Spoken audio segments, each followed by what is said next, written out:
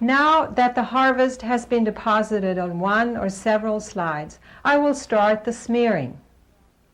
A small semi-solid droplet like this is the ideal harvest and can be handled by the basic smearing technique. This is done by first holding the slide with a droplet in a stable position but without unnecessary tension. Then a second slide is picked up and put in position like this, resting across the bottom slide. The top slide is rotated down until it is parallel with the bottom slide and starting to spread the harvest. At this point, the top slide is allowed to slide along the bottom slide, further spreading the harvest. The two slides should be kept parallel throughout the smearing, and the pressure should be light, just enough to spread the cells.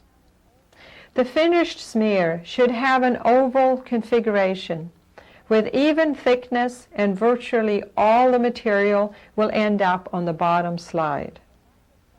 After staining, the microscopic appearance is that of well-preserved cells, including cytoplasm on most cells, and presence of both clusters and single cells from most lesions. A common problem is the use of too much pressure during smearing.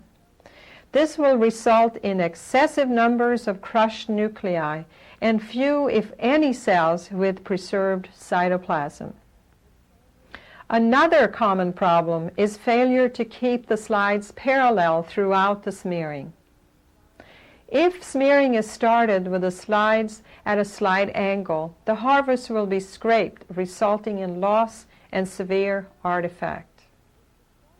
A variant on this is to start smearing with the slides parallel, but to angle the slides like this halfway down, resulting in a partially distorted smear.